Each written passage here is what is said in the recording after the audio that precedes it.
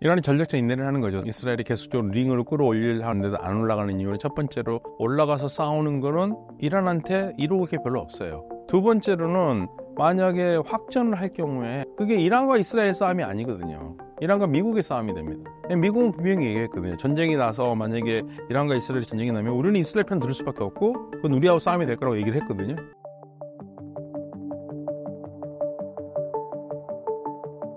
네, 안녕하십니까. 서강대 유로메나 연구소의 박현우입니다. 최근 이스라엘에서 70만 명 규모의 대규모 시위가 열렸다고 합니다. 어떤 배경에서 일어나게 된 건가요? 휴전이 돼서 하마스가 잡고 있는 인질이 풀어놔야 되는데 이스라엘이 이번에 하마스 휴전안에 새로운 조건을 걸었어요. 그러니까 하마스는 이번에 휴전안에 참가하지 않았거든요. 왜냐하면 하마스 입장에서는 우리 7월 달에 이미 미국과 해서 휴전안을 다 내놨는데 새롭게 할 건 없다. 결국에는 이제 이스라엘이 그때 안 받았던 거고요. 이번에는 이제 이스라엘이 휴전안을 도출해야 되는데 두 가지 조건을 또 내걸었어요. 이스라엘 군이 완전히 빠지지 않겠다. 이스라엘 군이 완전히 철군을 해야지 휴전이 되는 건데 하마스 입장에서는 철군하지 않으면은 안 되는 거죠. 근데 이스라엘은 하마스가 다시 살아날 것을 대비를 해서 이집트와 가자의 국경 지역을 우리가 필라델피 코리더라고 그러거든요. 그러니까 필라델피 통로라고 하는데 거기는 이제 무기가 또 들어갈 수가 있으니까 거기를 이스라엘 군이 주둔해서 막겠다. 그리고 남과 북의 가자의 경계선이라고 할 수 있는 넷사림 코리도라는 게 있는데 넷사림 통로 거기도 이스라엘 군이 지키면서 거기 남쪽이나 북쪽으로 올라가는 민간인들 중에서 하마스가 껴있는 걸 잡겠다라는 거거든요. 그러니까 군대는 빼지 않겠다라고 하니까 하마스에서 그런 무리를 못한다 하면서 이제 결국에는 지금 되지 않고 있죠. 휴전 협정이. 그런 상황에서 이스라엘이 가자 남쪽에서 작전을 했는데 아마도 이스라엘 쪽의 보도에 따르면 하마스가 인질을 잡고 있다가 이제 한 분파겠죠. 이스라엘 군이 좁혀오니까 그냥 인질을 죽인 것 같아요. 6명이 죽었습니다. 그래서 6명이 결국엔 시체로 이스라엘로 돌아왔어요. 그런데 이제 이스라엘에서 화가 나는 거 국민들이 아니 어떻게 휴전을 해서 빨리 인질들을 산채로 데려와야 되는데 죽어서 온 거에 대해서 너무 이제 분노를 하면서 특히나 그 중에서는 이번에 휴전 협정이 됐으면 살아나올 수 있는 사람들이었거든요. 그래서 이제 국민들이 화가 난 거죠. 그래서 네타냐후 총리에게 빨리 휴전을 하고 너 내려와라. 그러면서 이제 시위가 텔아비브에서 30만이 나왔고 30만 명이 거리로 나왔고 그리고 전국적으로 70만 명이 나와서 정부에 압력을 넣고 있죠. 그렇지만 네타냐후 정부는 끄떡하지 않고 있습니다. 하마스와 이스라엘이 추진하고 있는 협상은 어떤 내용이며 하마스와 이스라엘이 원하는 것은 각각 무엇인가요? 하마스는 완전 철군이에요. 이스라엘군이 일단 완전 철군해야 되고 하마스는 궁극적으로 철군을 해서 휴전이 보통 이제 한 6주 동안 휴전이거든요. 6주가 자연스럽게 종전이 가길 원해요. 하마스는. 근데 이스라엘은 일단 휴전은 휴전이고 종전은 종전이다. 우리는 휴전을 한다는 거지 종전한다는 건 아니다. 왜냐하면 이스라엘은 목표가 확실하거든요. 하마스가 다시 재건하지 못하도록 하고 이스라엘군이 떠나서 만약 가자가 다시 재건이 된다 하더라도 거기에 하마스가 정권을 잡으면 안 된다는 거죠. 그게 이제 두 개가 부딪히는 거니까 안 되는 거죠.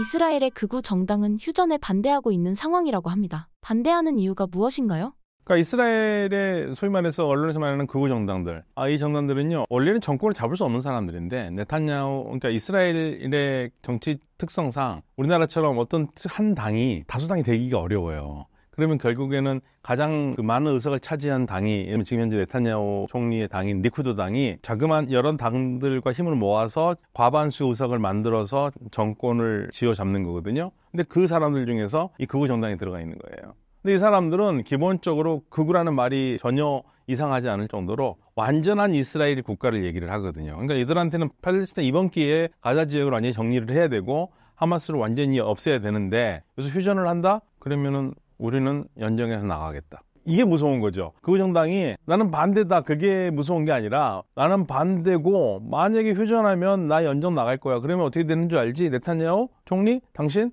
이제 총리 좀 물러나야 돼. 다시 그러면 선거를 해야 되는데 이길 가능성 없잖아. 이게 그렇게 되는 거예요. 그러니까 네타냐후 총리 입장에서는 머리 아픈 거죠. 그래서 휴전을 못합니다.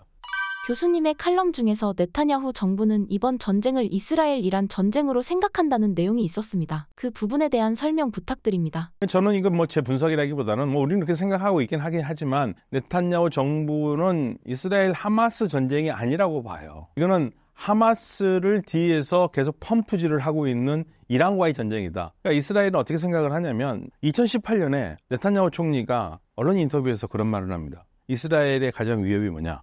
그랬더니 네타냐후 총리가요, 세 가지가 있다고 그래요. 세 가지 다 알고 싶냐고. 그러니까 세 가지가 뭐냐? 그랬더니 네타냐후 총리가 하는 말이 이란.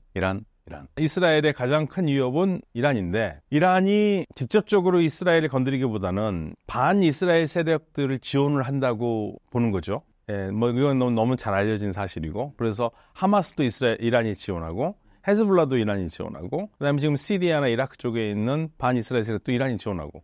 그럼 결국에는 이 싸움의 근본적으로 가보면 이란이라는 얘기죠. 그러니까 하마스가 문제가 아니라 이거예요. 그러니까 궁극적으로 모든 문제의 화근은 이란이다. 따라서 이번 기회에 이란을 어떻게 해서든지 링 밖에 있는 이란을 링 위로 끌어올려가지고 한판 하고 싶은 거예요. 그럼 뭐 진짜 확전을 하느냐? 확전은 확전인데 이스라엘 총리 네타냐후의 꿈은 항상 뭐냐면 이란의 핵시설을 파괴하는 겁니다. 다른 건 무섭지 않아요. 핵시설은 무서워요. 왜냐하면 핵을 만들 수 있다고 생각하기 때문에. 그럼 이란은 야, 우리가 언제 핵폭탄 만든다고 그랬니? 우리는 평화적인 핵 개발을 해서 전력 부족한 걸 하겠다는 건데 그게 왜 너희들 문제 삼냐 그러는데 이스라엘은 아니야.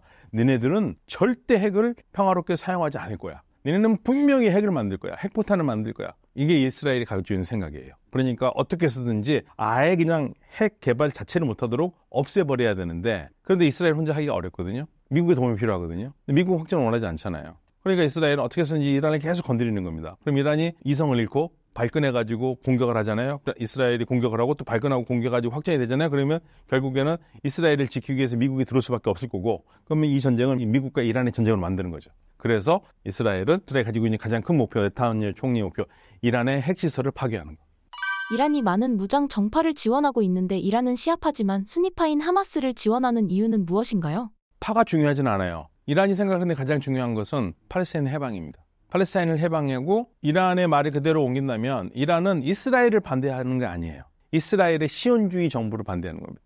시온주의 정부, 시온주의를 없애야겠다는 생각을 하고 있어요.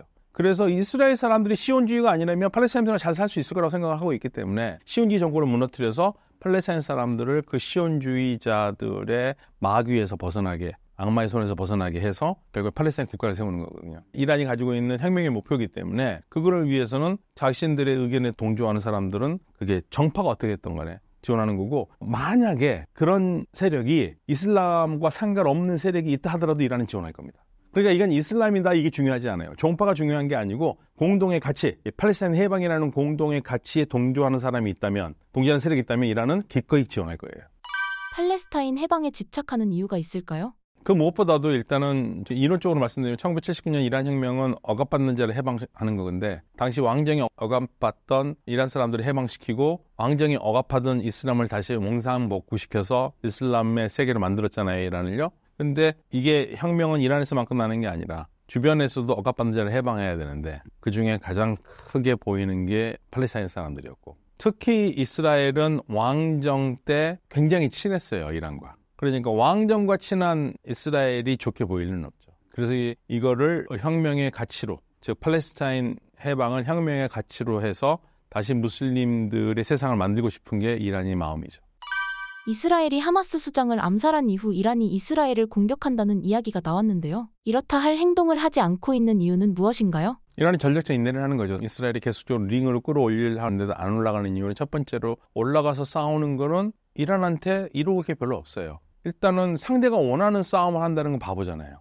왜 상대가 원하는 싸움을 합니까? 안 해야 되는 거고요. 두 번째로는 만약에 확전을 할 경우에 그게 이란과 이스라엘 싸움이 아니거든요. 이란과 미국의 싸움이 됩니다. 미국은 분명히 얘기했거든요. 전쟁이 나서 만약에 이란과 이스라엘이 전쟁이 나면 우리는 이스라엘 편 들을 수밖에 없고 그건 우리하고 싸움이 될 거라고 얘기를 했거든요. 이란이 굳이 미국과 싸울 필요는 없잖아요. 세 번째로 좀 더 실질적인 이유 중에 하나는, 이란이 만약에 이스라엘과 공격을 해가지고 서로 주고받잖아요. 그럼 이란이 이스라엘에 가장 뒤처지는 게 공군력입니다. 이스라엘의 공군력이 최첨단이고요. 이란은 공군력이 안 되고 대공 방위 능력이 안 돼요. 그러면 한 대 때리고 10대 만들 수 있어요. 굳이 그런 싸움은 뭐하러 합니까? 안 해야죠. 서방과 대립 관계 완화를 예고한 페제시키안 대통령의 국정운영 방향은 어떤가요? 네, 페제시키안은 분명히 대선 때 얘기를 했어요. 우리 국민들의 약속은 서방과 유연한 외교를 해서 경제 제재를 풀어서 이란의 경제를 살리겠다. 이게 지금 국정의 가장 큰 목표입니다. 그래서 페제시키안 대통령 같은 경우에는 이란에서 하마스의 지도자인 이스마일 하니에가 죽은 것을 복수를 해야 된다는 목소리가 있음에도 그걸 계속 가라앉히고 있어요.